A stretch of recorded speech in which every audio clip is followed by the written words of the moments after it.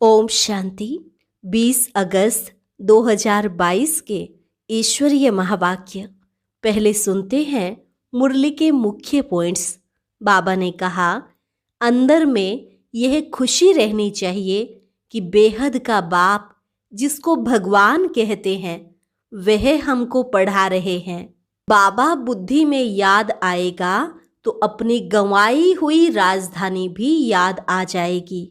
तुम सबका बाप, टीचर, सतगुरु वो एक ही है। बाप तुमको कितना रिफ्रेश करते हैं, तो प्रतिज्ञा करो कि हम एक से ही सुनेंगे, एक का ही फरमान मानेंगे। अभी तुमको बहुत पुरुषार्थ करना है। जितना बाबा को याद करेंगे, ज्ञान की धारणा में रहेंगे और दूसरों को भी कराएंगे, उतना ही उच्च पद पाएंगे।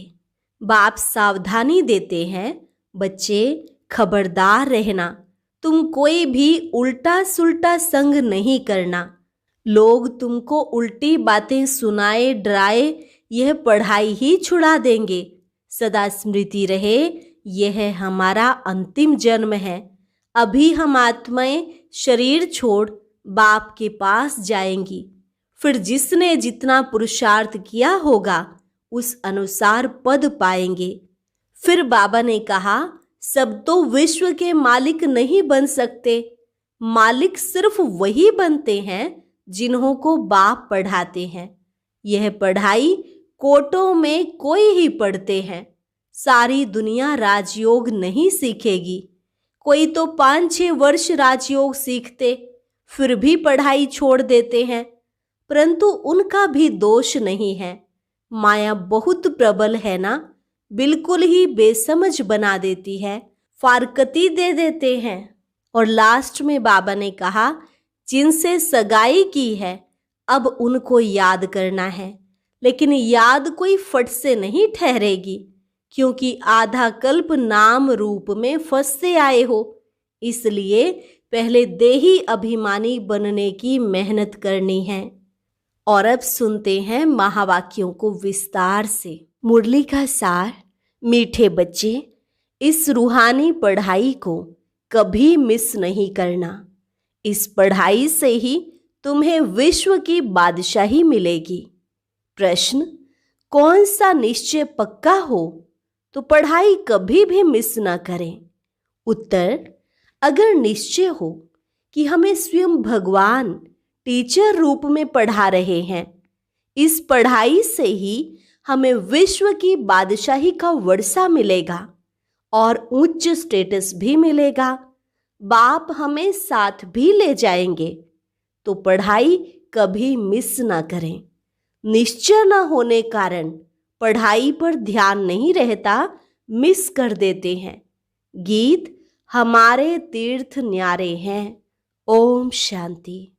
मीठे मीठे बच्चे, पास्ट के सत्संग और अभी के सत्संग के अनुभवी हैं। पास्ट यानी इस सत्संग में आने के पहले बुद्धि में क्या रहता था और अब बुद्धि में क्या रहता है, यह रात दिन का फर्क देखने में आता होगा। उस सत्संगों में तो सिर्फ सुनते ही रहते हैं, कोई आश दिल में नहीं रहती। बस सत्संग में जाकर 2 वचन शास्त्रों का सुनना होता है। यहाँ तुम बच्चे बैठे हो, बुद्धि में है कि हम आत्माएं बाप दादा के सामने बैठी हैं और उनसे हम स्वर्ग का वर्षा लेने के लिए ज्ञान और योग सीख रहे हैं।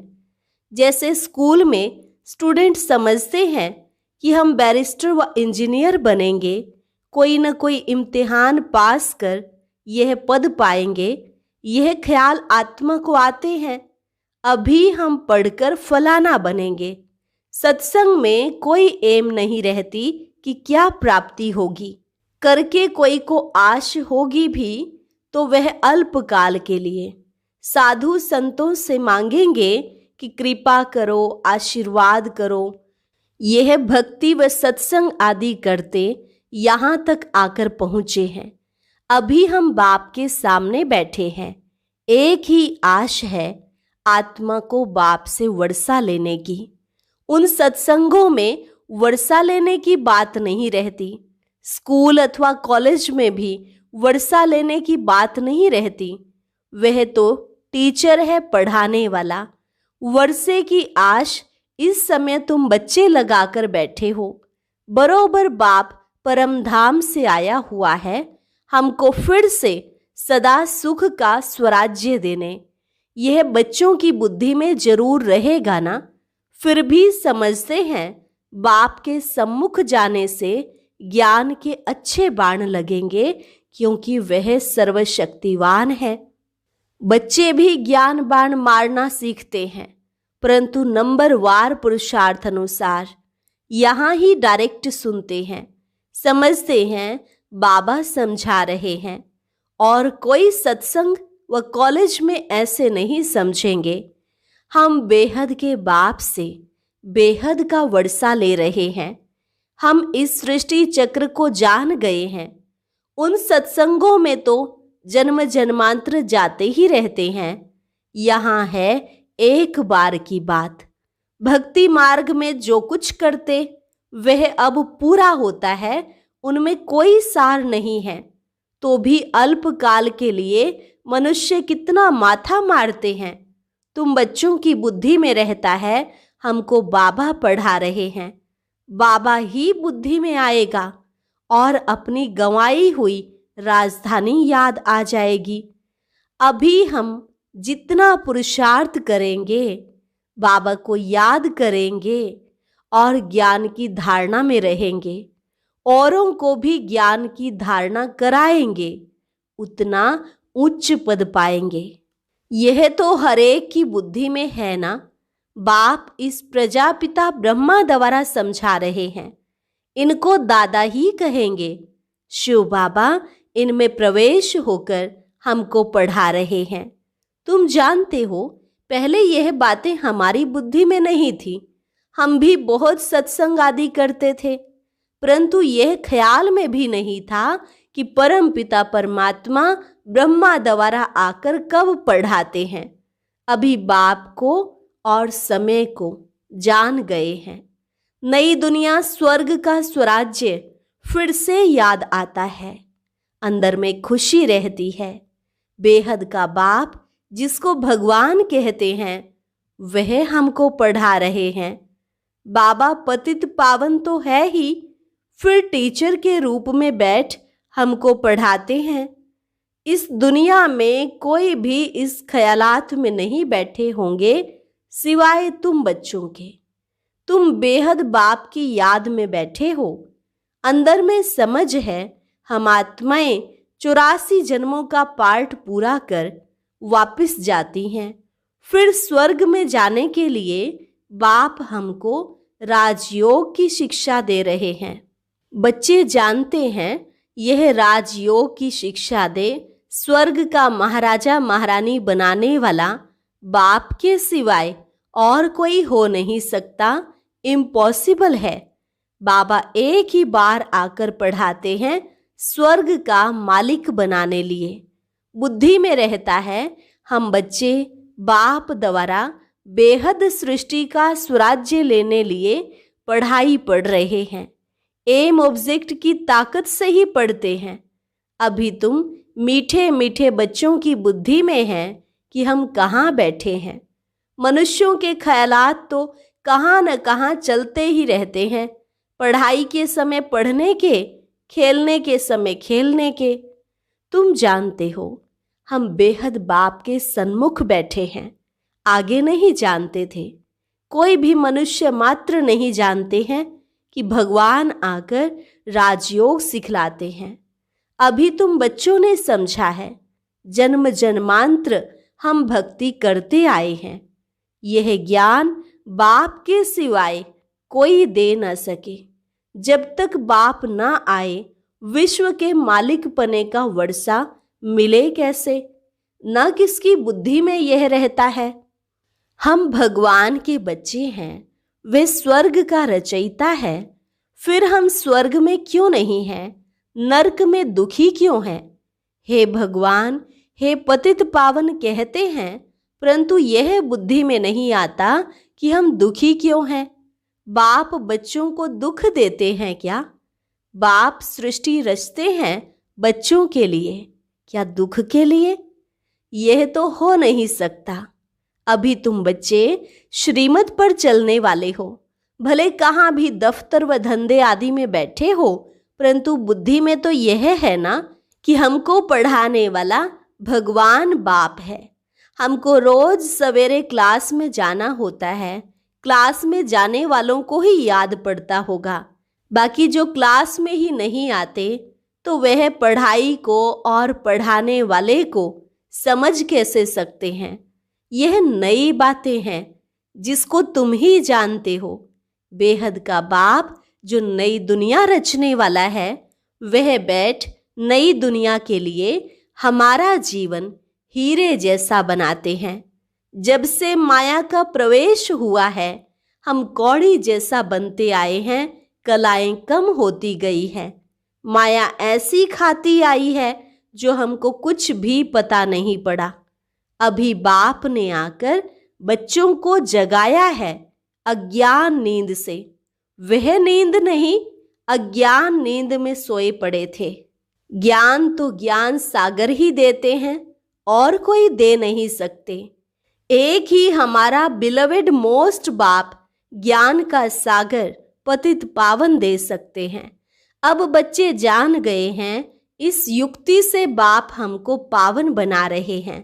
पुकारते भी हैं, हे पतित पावन बाबा आओ, परंतु समझते नहीं हैं कि कैसे आकर पावन बनाएंगे।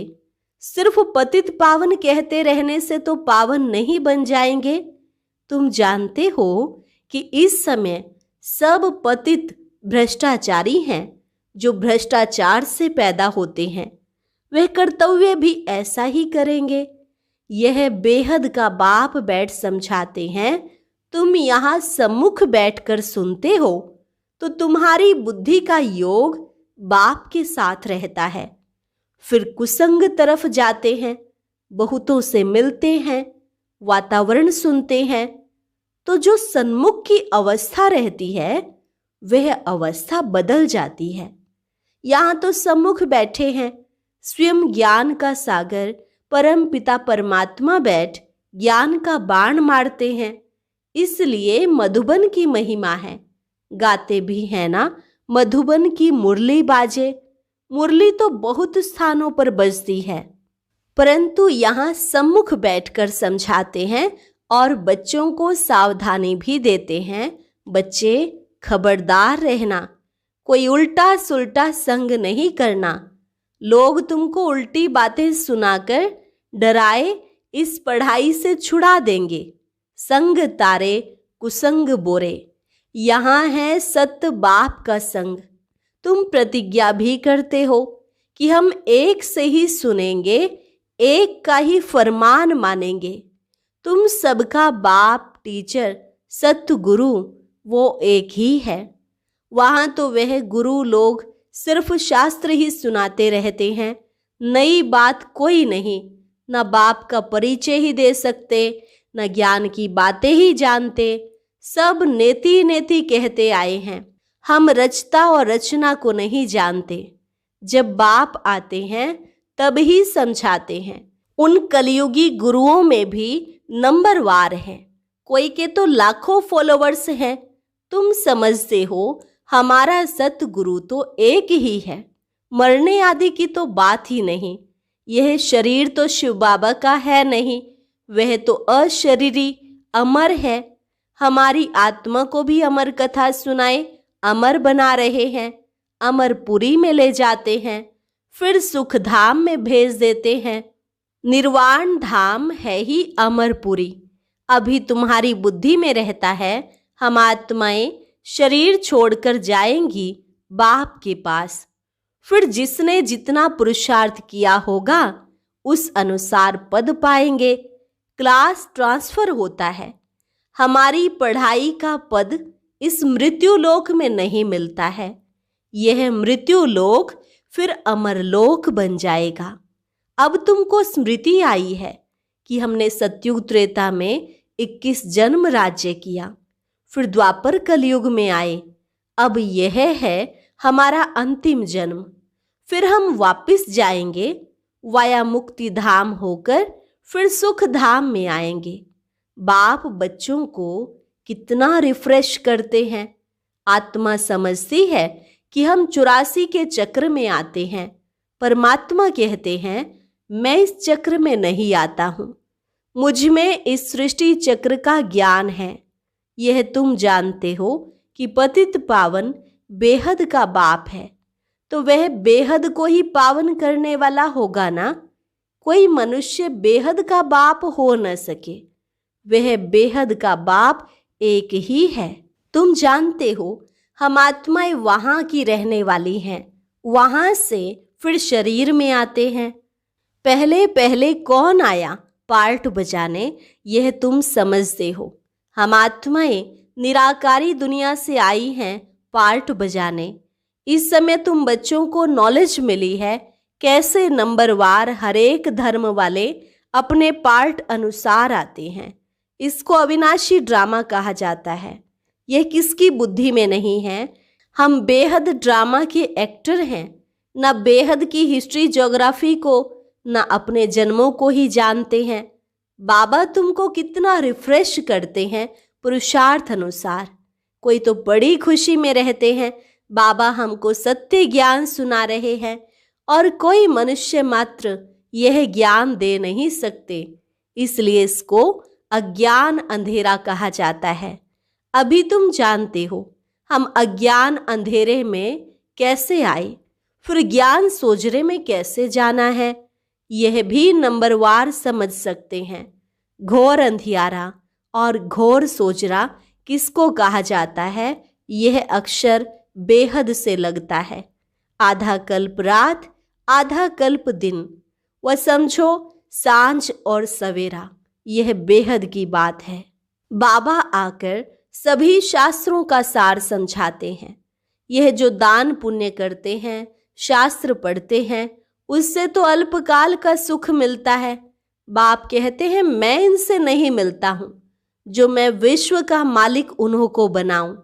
यह भी समझते हो कि सब विश्व के मालिक बन नहीं सकते।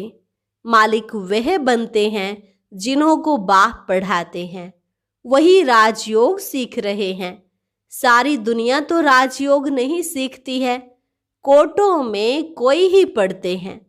कई तो 5-6 वर्ष 10 वर्ष राजयोग सीखते, फिर भी पढ़ाई छोड़ देते। बाप कहते हैं, माया बहुत प्रबल है, बिल्कुल ही बेसमझ बना देती है, फारकती दे देते हैं। कहावत है ना, आश्चर्यवत बाबा का बनंती कथंती फिर फारकती देवंती। बाप कहते हैं उनका भी दोष नहीं है, यह माया तूफान में ले आती है। ऐसी सजनियां जिनको श्रृंगार कर स्वर्ग की महारानी बनाते हैं, वह भी छोड़ देती हैं। फिर भी बाप कहते हैं जिनसे सगाई की उनको याद करना है। याद कोई फट से ठहरेगी नहीं। आधा कल्प नाम रूप में फंसते आए हो, अब अपने को आत्मा समझ बाप को याद करो, बड़ा मुश्किल है। सतयुग में तुम आत्म अभिमानी बनते हो, परंतु परमात्मा को नहीं जानते हो। परमात्मा को सिर्फ एक ही बार जानना होता है।